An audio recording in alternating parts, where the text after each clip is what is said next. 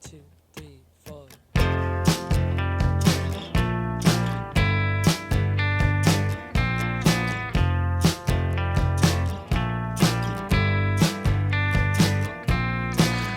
I'll never let you go. Turn roses down her knees. Crawling back a century. Welcome to the LUMR podcast, that is London Underground Music Review. We are now audible and visual. Thanks for tuning in. This week on the pod, we have the band Cool Holograph from Chicago. They make very sincere music of the indie rock persuasion and recently put out their first full-length vinyl album, Love Touched Time and Time Began to Sweat, at the beginning of October. Thank you so much for coming on the podcast. Thanks for having us. Thank you. Yeah, would you guys like to go around and just introduce yourselves by name and like what your role in the band is? Wyatt. Sure. I'm Wyatt. I do vocals and guitar and weird sounds and stuff. I'm Zach. I play bass. My name is Paul, and I play guitar and a little bit of piano.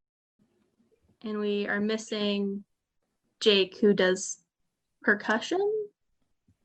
Yeah. Okay. Yeah. Cool. Sorry, we should have filled that in. No, it's okay. Just want to make sure. So, I know this started out as Wyatt's solo project, and then you guys kind of came together as a band in like 2015. Were you just friends like beforehand? We kind of, sorry, they were yelling in the other room. They were singing a rap song. So we got together in kind of a fateful way when so Jake was a mutual friend with my partner's kind of like friend group in Loyola, and Zach and I had moved up north, which was really far away from where we were kind of acclimated, and we were kind of resetting after we graduated from college. And we eventually I eventually kind of drunkenly at after like a St. Patrick's Day party at a pub, we were just hanging on to the subway, and then like I randomly started talking to Jake. I didn't even know if he was like a friend of the group or whatever, and we started talking about records and stuff. And then we got off the train and started walking home, and like we started walking to the same place. Like it was like, whoa, this is weird. Like, is he following me? Am I following him? Like, it's weird. And it ended up that he lived right across the street from Zach and I, and we could see his drum set from our window, which is really wild. And that was like the first time we ever practiced was in that apartment, and that was when sort of Jake sort of joined the band, but also I think that's when the band kind of became what it is. Like, Yeah. It was quite different. It was quite different before, and then Paul returned from Peace Corps and from China. Was it like 6 months later or a few months later? I feel like I remember like kind of finishing up my time in Peace Corps and like going on this trip with my buddies and driving across this like huge plain on like this little vacation we were doing at the end of our service and listening to the Pool Holograph EP that Jake sent me. And I think it hadn't been like released yet or anything, but just being like in awe of it. So I don't know when the three of you recorded all of that, because that was actually with Josh, right? But then Yeah. Jake joined, and then I think I got back a couple months after that, and then you asked me to play at one of the shows that I went to see. I was like just a big Pool Holograph stan before that. It was really like natural inclusion too, because at the time, like prior to meeting Jake, Wyatt and I were working on like a big collection of just like little demos, and like we're trying to make it listenable with what we had at the time. But it was a pretty like open and barren space that Jake and Paul came into, and I think it was just like slow growth until we had like managed like a practice space connection with each other. And that's when things like really clicked and we started writing like real music. Yeah, but I just wanted to say like that was also like a really important time where we were kind of like reassessing. Like we played previously with our friend Josh Roden, who's a really good musician and a good friend and stuff, and we're kind of just like continue to workshop like what was Full Holograph going to look like in a rock band format. And it was just difficult, it's difficult to like transition like a lot of these like demo and dreamy ideas that are kind of like, before that I just like performed them as like kind of an electronic band, like with a sampler and a keyboard and stuff, so like with loops and all that kind of stuff. So I think finding like the right foot to jump off on like was really important. And but that open space, like Zach's talking about, that kind of like openness to new ideas and new perspectives and stuff was really important. Yeah, I was gonna ask, what about your music making process? Like, how collaborative is it? Like, is one of you more of the lyricist? Do you all help write them? Like, how do these songs come together? I'd say most of the time I come up with a seed of a song.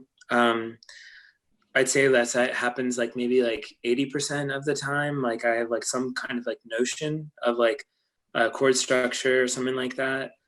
But more and more often, I mean, at least while we were still having a practice space together, we were kind of embracing like very new, like kind of like spur of the moment ideas and improvisation and stuff. But I kind of like to give like a prompt to the group of just like here's a very basic chord structure of something that could lead to something else, and usually passing it to them, they make it like 10 times better, and then we kind of like form it up together. I think I'm just kind of the problem maker, and then they kind of like solve the problem, and over Ooh, I time. like And that.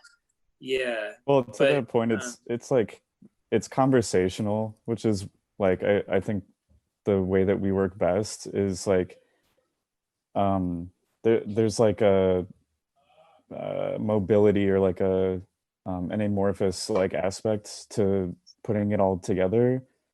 um on occasion, like it's like a pretty well structured song and we'll just sort of like fill in the beats of it. um but I think the conversational aspect of it is really important because it does feel like we're like communicating to each other back and forth, like through these instruments and through these methods, in a way that like puts together a song more like organically.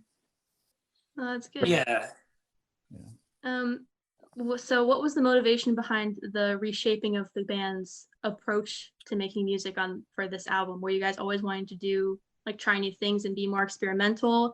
Is it just for this project, or do you think that's going to be like a permanent change to your sound?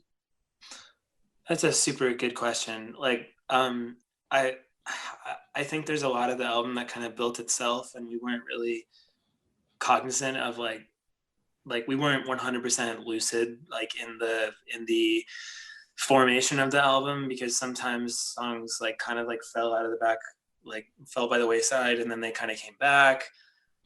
And I don't know, and the other guys can speak to this, but I think there was a lot more on this album of letting certain things happen or letting certain things be revealed, like process wise, and kind of like manicuring the sound a lot less.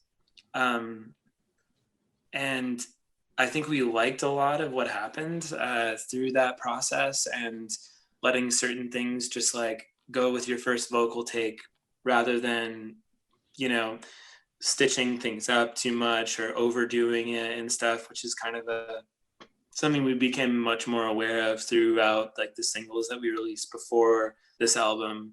We were just like, this is like, seems like we get diminishing returns the more we kind of like overwork something. So maybe letting things be more bare and more like less edited is kind of a better thing. So I don't know. The other guys can speak of it too. I don't know. Yeah, I mean, I think like when we first Jake and I first joined and we were playing and like recording in Oak Park in the basement. I feel like we were in like kind of a state of flux, and everything felt like there was like friction and uh, a lot of uncertainty, I think, in all of our personal lives.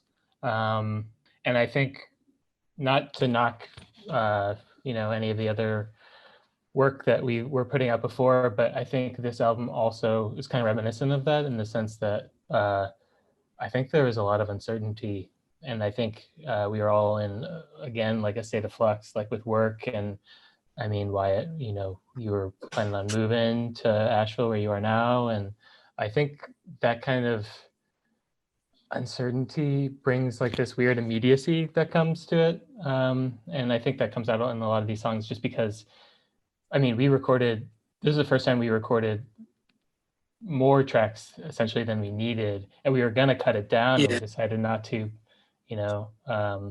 and we recorded, we did in like three batches, right? But we recorded like 5 or 6 songs in like 3 days one time, and it felt a little manic at times. And I think that really lends itself to some of the songs. Yeah, there's a quality of like I mean, you can kind of see this in like protest aesthetic too. There's a quality of immediacy that lends itself to like an authenticity of the art form. And I think that's always been like, even when we wanted to focus on doing some more like professional sounding production, or like more like hi-fi production on certain tracks and stuff, being able to be like immediate and again like fluid with things has always been beneficial in our case. I think that's just like our language that we speak to each other, and Sure. it feels natural. Yeah. Oh, cool. Yeah, I think sometimes the best stuff is when you just kind of let it fall into place, and it's like serendipitous and it works. That's kind of more adds to the magic. Yeah, definitely. I was going to ask about your individual music backgrounds. Like, how did you all get started down this path? Did you all always want to be musicians, or do you remember kind of what happened? I think I started making art because I wanted to do album covers. Like the biggest thing was like either like make comic books or do album covers, and that's when I was like really young. I mean, when you walk around like a bookstore or whatever, that's the stuff that has the coolest art is the album covers. So doing art kind of led to like this fascination of like, well, I kind of like want to make my own solo project so I can make album covers for it, because there's this appeal of making your own world, Yeah, totally. and that kind of like constructing your own like narratives and your own like, this album's going to be themed like this, and that was a huge appeal to me, at least as a young person. And so like however, I didn't take to lessons. I'm a self-taught guitarist, and I still don't really operate on any technical level. Like it varies like throughout the band, like how much we adhere to those things, but I more take to like patterns and like what I'm building on my experience as a guitarist and stuff. But I still don't know what an A chord is or a D chord or whatever. But I know how to get by and like play our songs and stuff still, but it's kind of just from a visual perspective that I play. So that's kind of like my background now of like how I got into music, but I just kind of got obsessed with that world building and narratives, and it was kind of like a diary in a way, like where you get to like you get to like when Zach and I first lived together, I was really into doing like 4-track cassettes, and then like on Christmas break or something like that, you sit down and have a cassette and you just make like sound collages, or make like, this is going to be a winter vibe album that you don't have to release or anything, but it's just so much fun to build your own. Like it's the best game of all in so many ways, but that's kind of like, it just gets me really excited. Yeah, what a cool way to like find yourself. Totally, 100%. Yeah. Well, you should talk about you and Jake. Sure. Yeah, Jake's my little brother, and he's not here, so I can talk for him.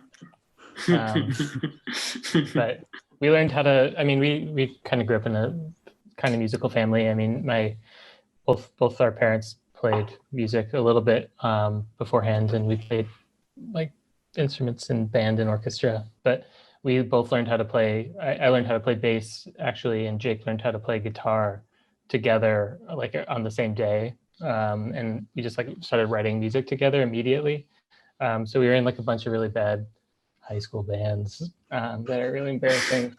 And then I went to college and Peace Corps, and Jake went to Loyola in Chicago and started playing with Varsity, and then Pool Holograph.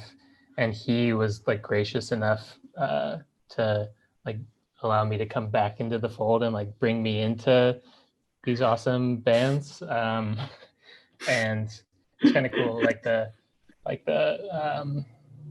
what's the phrase, like the student becomes the master. No, he just started playing. He like learned how to play drums in the basement in high school because Oh, wow. I really wanted to play guitar, and so he started playing drums with me, and then he became really good at it. And like every instrument he touches is amazing. Yeah, he's ridiculously proficient in everything. Yeah, but we didn't. Neither one of us really learned in any official capacity how to play like our rock music instruments, but we always just kind of learned to write off of each other. And so I think that still comes through even now with Blue Holograph, with me playing guitar and him playing drums. I think there's a lot of like, I'm like hyper focused on like his snare hits on like some of my guitar parts and stuff. That's all I got. I had a crash course in learning bass. I never like was super interested in playing music when I was younger, but I was interested in music itself and just listening to it and relating or like creating like life narratives through the things that I was into. But there was one summer where I was living on a college campus at in DeKalb, and the people I was living with had a bass guitar that they hadn't touched, and we had a little that summer we had a little like punk cover bands, and we played a couple shows out there and played in the basement whenever there was like a party. But it was all like, it was like Johnny Cash like sped up ×4, and like Beastie Boys, Led Zeppelin mashups that were really fast, and so it just like pushed me to catch up a little bit. But I would say I started playing music really when I brought that guitar back to Chicago, and White and I just like slowly kind of churned things out just by ourselves. Do you guys remember what your first album was, like that you bought for yourself? Yeah. I think the first one I actually bought was a CD of all the Nickelodeon theme songs on it. That's such a good first album. Which was then followed up by either like Blue Man Group or Weird Al. Amazing. Yeah, pretty telling intro story there. Mine was the Cranberries album, the one with Love Fool on it. I was 7 and I was in love with the singer.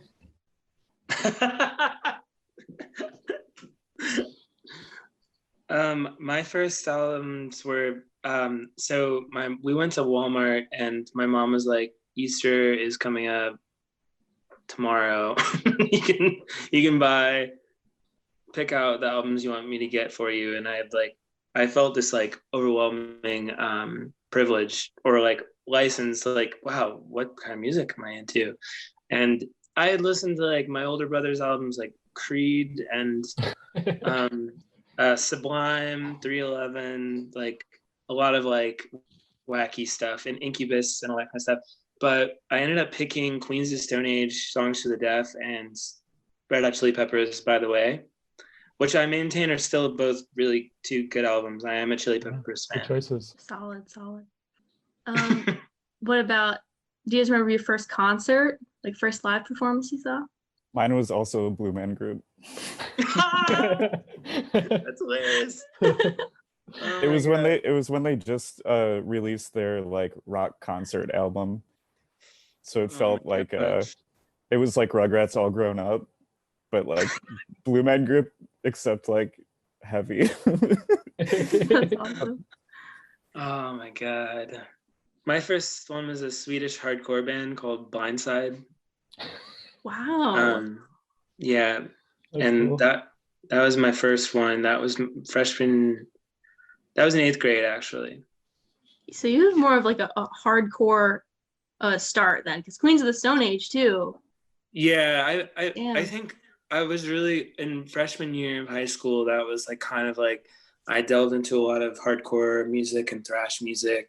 I worked for this record label and remotely called 31G that was in San Diego that has a lot of like really kind of like heirloom hardcore bands like Unbroken and Chain of Strength and like West Coast hardcore bands. But Antioch Arrow, if anyone's, like I think Antioch Arrow was like a critical band in terms of like finding my sound in music, and one that I still think is like relevant. They were kind of like literally the first art core band historically. They coined the term like art core, but it was like and like this is before emo really developed into a thing.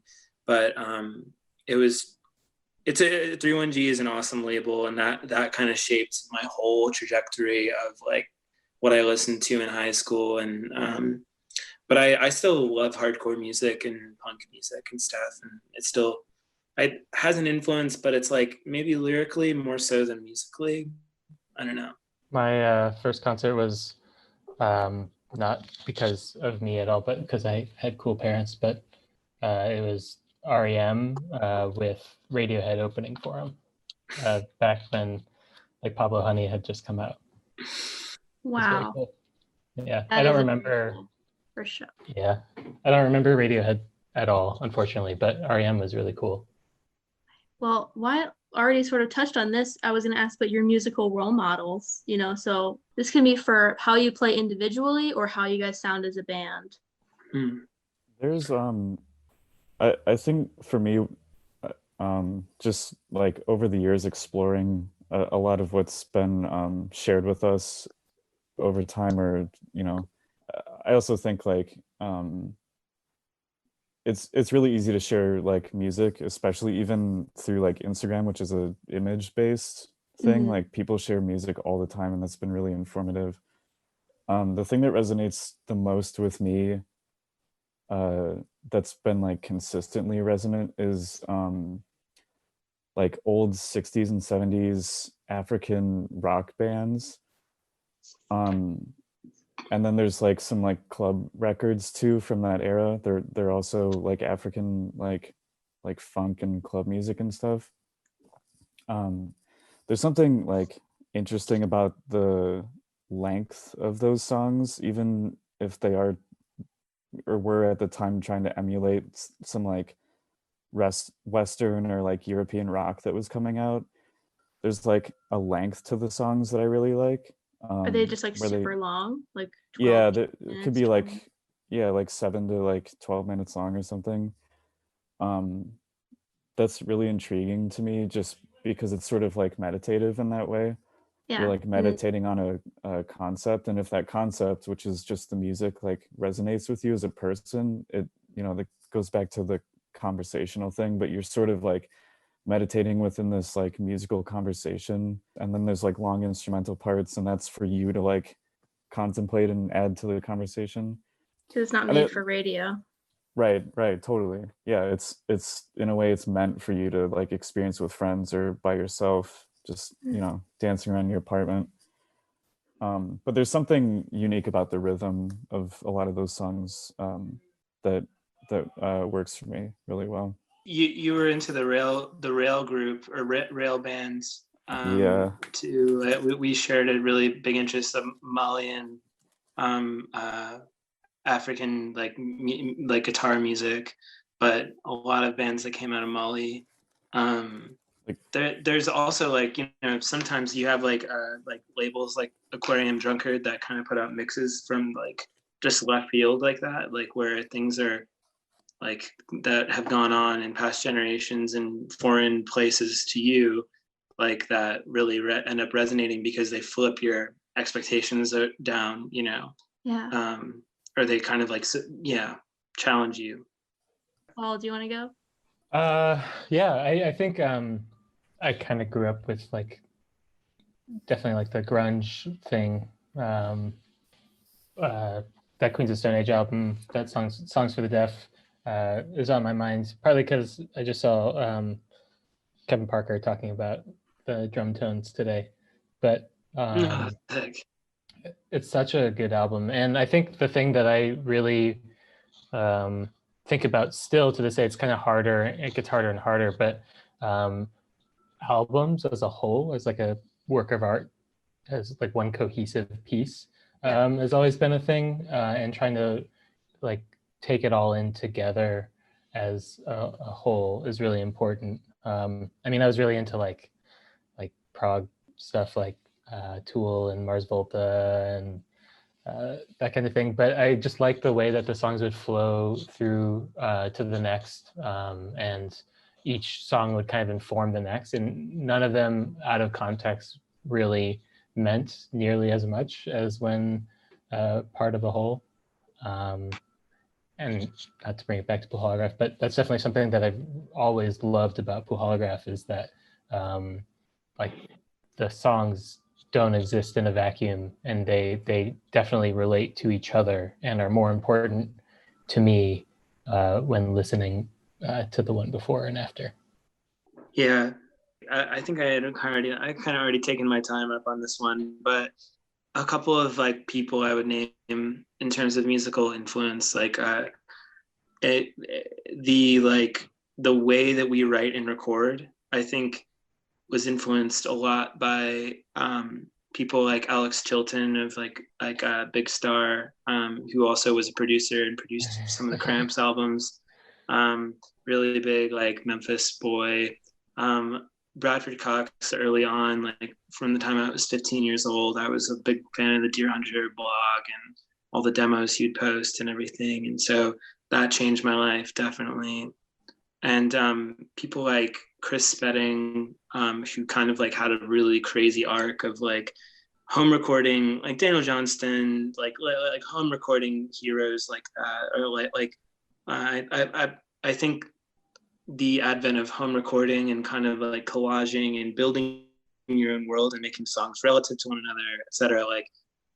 Yeah, I think that's kind of where our band comes from, is Persuasion, and now we kind of make fully fleshed out sounding rock songs, but it's kind of coming from that discipline of if you have a voice memo, it's a song. Like it's immediately graduated to a song.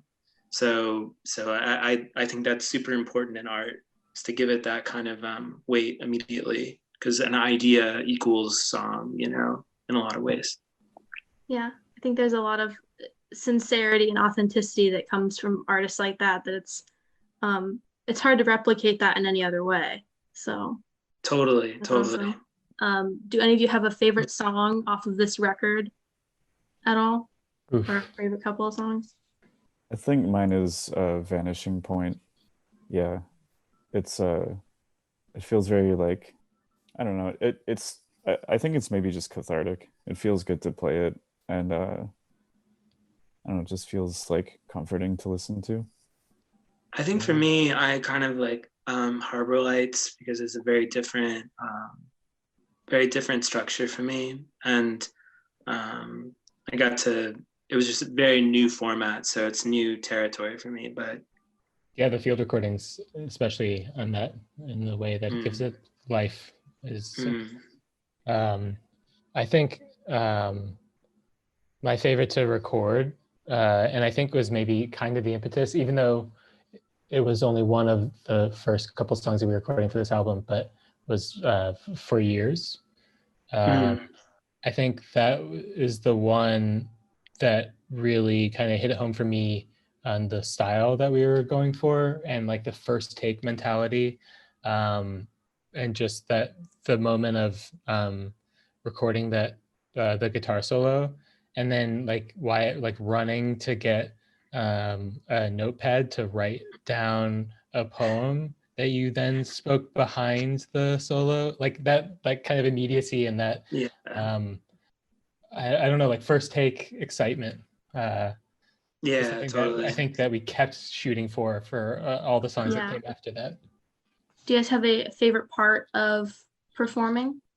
I think this is like something I got interested towards, like, you know, the last like few shows we played like in earlier this year, Mhm. but just kind of like taking your like remembering to breathe a little bit and kind of pace yourself and create sets that have like ebbs and flows in them, and remembering to be present. So it's because it's difficult to do. It's easy to kind of get caught up in the moment, and it goes by like a minute. But I think my favorite thing is just to kind of like be present and kind of use the experience as a vehicle for, you know, kind of like, it's kind of meditative in a weird way. Just like kind of like watching the performance in a way, like as if you're the observer, really. Yeah. Kind of like you're in the audience and stuff. So treating it with that amount of patience is kind of like helpful to people watching it.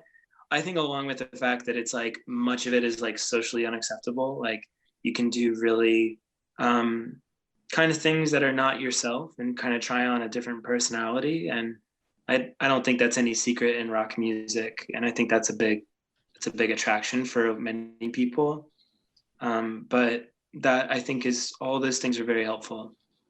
Yeah, I feel like you hit the nail on the head. I mean, I think I definitely feed off of the energy of everybody else, and I think Wyatt is always such a good stage performer and like leader in that sense. And like I definitely like feed off that confidence and enjoy when those shows are going really well and there's like a lot of energy. Like we played some shows where like I don't know, like bands or like fans have been like really mean to us and like we fed off that no. energy, you know, and like What? and it becomes like one of the better shows that we play, you know. Or that Metro show, I was like terrified, but just like looking up at, you know, the people playing or watching us and, you know, like being in the moment, and just like kind of like absorbing the visceralness of the moment. I think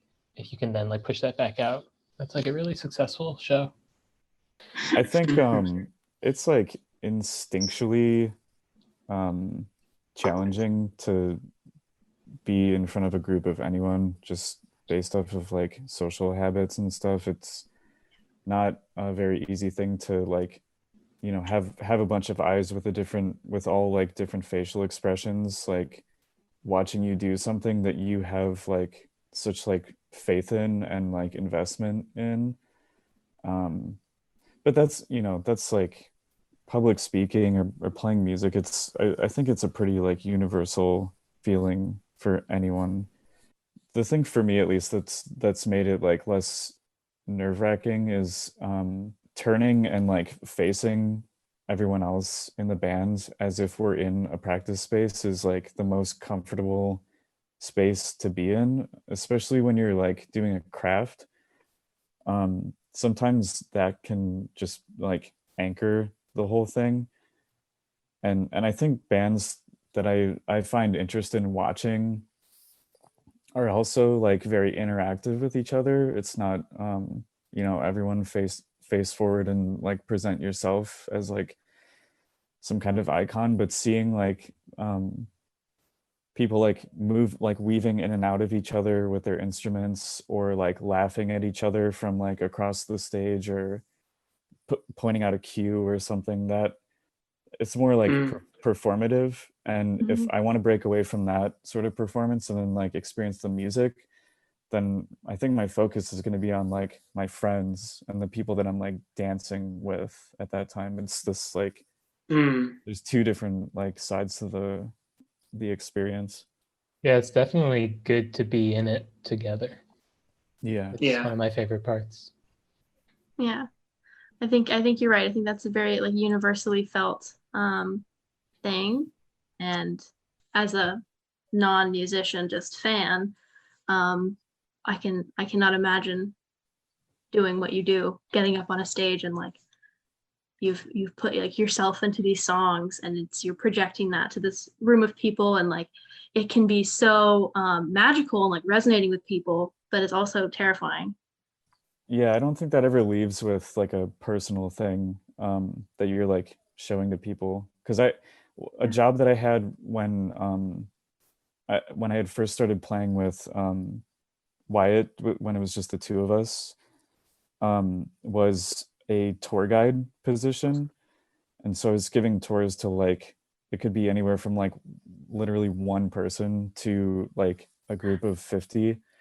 And I've had stage fright my whole life, like always hated talking in front of like big crowds of people or like classes or whatever.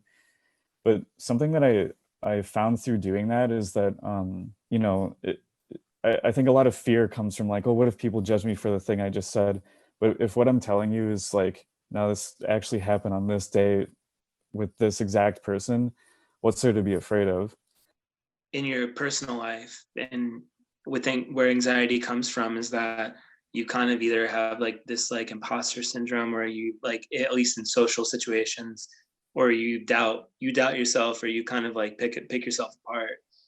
And I think anxious people are typically analytical and creative, you know, because you have to be creative to criticize yourself in so many ways, you know. Yeah. And so I think remembering that you are yourself, and that like it's beautiful, you have a beautiful personality and stuff, and that, you know, no matter how it goes, you might bomb at a joke, or you might suck at having a certain conversation, but it's like just having that center is really important. Right. And yeah, with your music, it's never wrong. It's maybe not a fact, but it's your interpretation of a feeling or a story or whatever it is, and that Yeah. can't really be wrong because it's from your perspective. Yeah. Totally. For Yeah. better True or to for you. worse, art is never wrong. Yeah. All right, now to go from a very profound question to a very not profound question. Maybe it is, however you. But if you had to live inside of a piece of fruit for a year, which fruit would you choose? Piece of fruit? Any fruit. What would you want to live in? Well, question, is it still on the tree? That's up for you to decide. If you're inside of a piece of fruit, do you know if it's on the tree? Oh, good question. Yeah. Well, if you fall and you're inside a coconut, then you probably will know that you just fell off a tree. But Yeah, you'd feel that. You'd feel that for sure. well, yeah, yeah, I don't know. That I would have to pick apple. Okay. Why apple? Why apple? Because they're probably, as far as the arc of apples and all the arc of apple tastes there are, it would taste generally pretty good. They're full of vitamins, but I'm not a human. I don't know. This is a tough question. Pass. This is an earth-shattering question. You can't ask us this so kind of stuff sorry. during COVID. You can't Right ask us after- this kind of stuff during lockdown. We start overanalyzing. It's Right too after the existential questions too. Right. This is the goofy existential one. I'm gonna email you tonight that I'm in a grape. Okay. Yeah, you can email me your answers later if you need more time to think about this one. Yeah. My instinct is to go with a banana right now. Okay. Because Yeah.